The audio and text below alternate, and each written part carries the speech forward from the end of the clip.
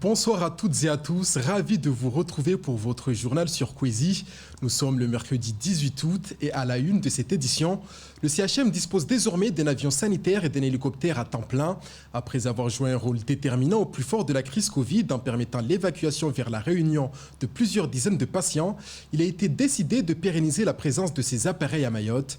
Gérés par des compagnies privées, ils vont ainsi venir renforcer les capacités de prise en charge des urgences du CHM. Ivan Rakotovao s'est rendu à l'aéroport de Pamandzi ce matin où les deux aéronefs ont été présentés à la presse. Reportage. C'est un véritable hôpital volant, un hélicoptère médicalisé qui va permettre de transporter rapidement les patients dans un état grave vers les urgences ou les personnes évacuées sanitaires à l'aéroport. Voilà, nous avons tout un système de médicalisation avec un civière que nous pouvons sortir en latéral, d'accord, pour pouvoir embarquer le blessé.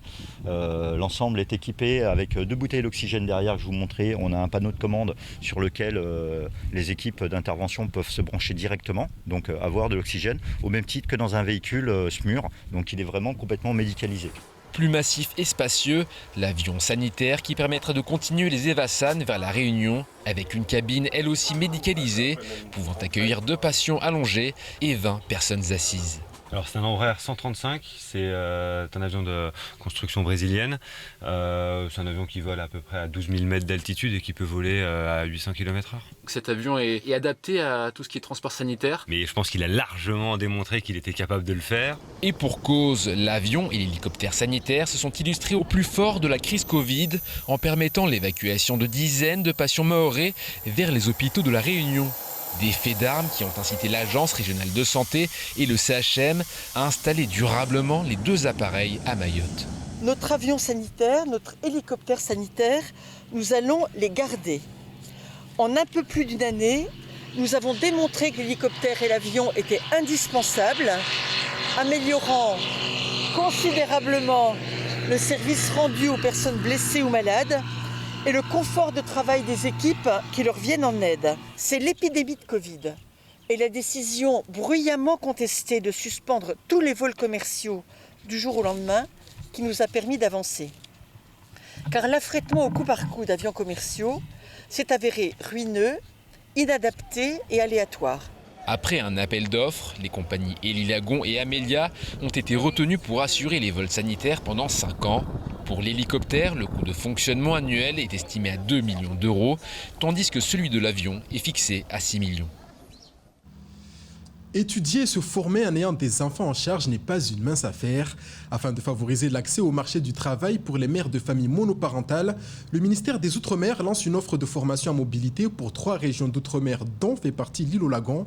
Cette formation d'une durée de 10 mois pourrait permettre à beaucoup de femmes à Mayotte de voir le bout du tunnel. Plus de détails sur l'action dans ce sujet.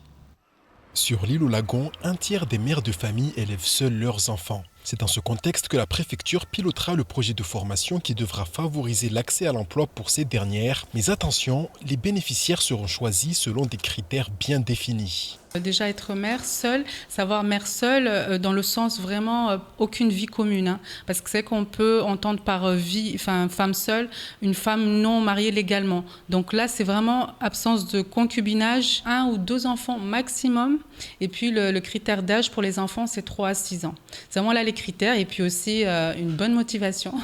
C'est important parce que c'est 10 mois quand même à l'extérieur, en métropole, à savoir avec un climat différent, donc c'est aussi très important. C'est dans le secteur de l'hôtellerie et du tourisme que les formations seront dispensées. Les bénéficiaires percevront dans un premier temps de 685 € d'indemnité, une somme qui peut paraître limitée avec des enfants en charge, mais du côté des acteurs du projet, tout sera mis en œuvre pour faciliter la tâche aux mères de famille. Après, il faut savoir qu'il y a une phase après, ils sont en contrat d'alternance où là, ils seront payés au SMIG avec 10% de précarité par la suite. L'objectif de ce projet, c'est vraiment faciliter leur formation, même si elles sont mères. Et pour ça, sur place, elles seront logées, elles sont hébergées avec un loyer de 150 € par mois. Leurs enfants pourront suivre leur scolarité, que ce soit école maternelle, primaire ou crèche, selon l'âge. Et tout ça, justement, pour faciliter l'apprentissage et la formation. Mayotte, tout comme la Guyane et la Réunion, seront les premiers à expérimenter ce projet. 12 places sont allouées par région. Les candidats ont jusqu'au 27 août pour déposer candidature auprès de Pôle emploi, l'ADOM ou encore à la mission locale. La couveuse Oudjerébou fête ses 10 ans. L'association est plus active que jamais pour accompagner les porteurs de projets. Dernière preuve en date, l'opération Mon Quartier Entreprend qui va poser ses valises à Mamoudzou et Koungou. L'objectif est simple, trouver de nouveaux porteurs de projets prêts à se lancer dans l'aventure de l'entrepreneuriat. Écoutons la directrice de la couveuse lors de la matinale de Kwezi. Mon quartier entreprend, c'est quoi? Donc c'est une semaine de challenge, une semaine pour stimuler l'esprit entrepreneurial de la population, des porteurs de projets qui sont dans le village, dans la commune de Kanikeli. Donc c'est 5 jours où ils viennent avec leurs idées ou rien du tout. Et les conseils Oudjerébou vont les accompagner à émerger une idée de création d'entreprise. Pendant la semaine, il y a des temps de formation, il y a des ateliers d'accompagnement. Par exemple, le lundi après-midi, il y a eu une intervention d'un administrateur de Oudjerébou qui est également formateur et chef d'entreprise qui a animé un module de formation sur l'étude de marché. Hier après-midi, il y a nos amis de l'ADI qui sont intervenus pour un module de formation dans l'étude financière. Du coup, tout le long de la semaine, il y a des experts qui interviennent pour les accompagner à formaliser leur projet d'entreprise. Et au bout de ces ateliers, le challenge, c'est de passer devant un jury et présenter le projet.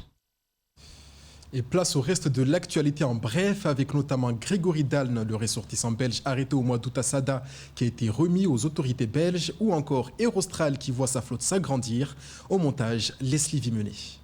132 passagers au départ des vols Réunion-Mayotte prévus ce jour ont eu l'honneur d'inaugurer la mise en service officielle des A220 A300 de la compagnie Aerostral dans l'océan Indien. Le premier atterrissage sur la piste de Pamandzi a eu lieu à 13h15 heure locale.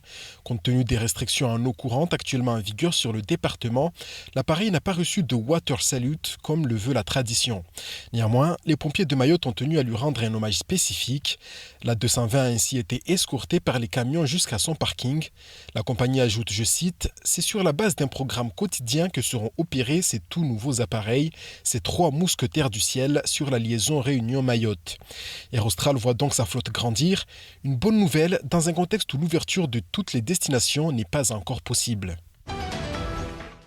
En 2013, le ressortissant belge Grégory Dalne, arrêté début août à Sada, avait écopé de 8 ans de prison pour avoir étranglé son épouse de l'époque alors qu'il était sous l'empire d'un état alcoolique.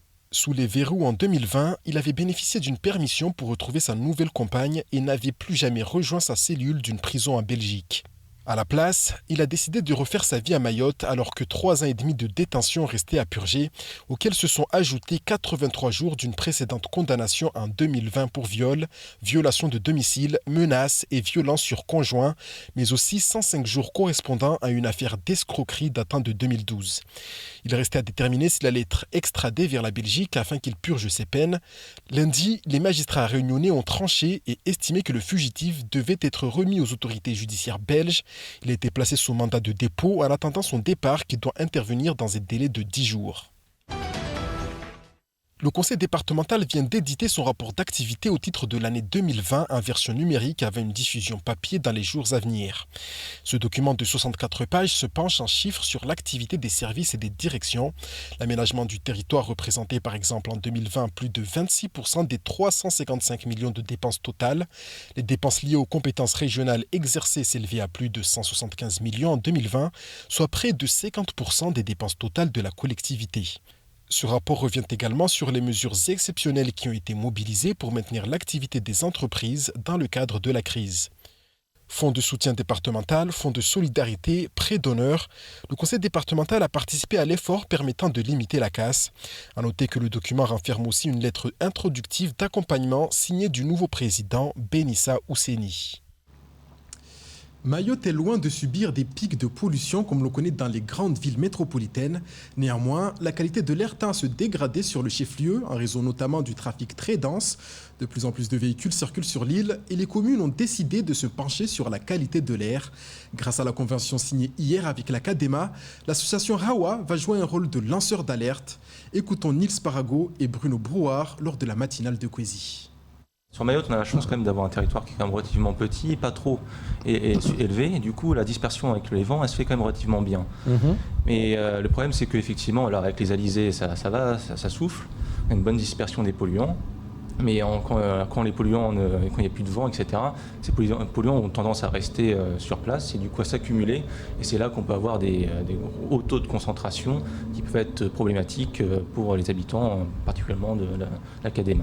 Donc grâce à tous ces capteurs que vous allez mettre en place, c'est justement pour alerter la CADEMA. Peu d'attention, là on est en pic, il faut faire quelque chose.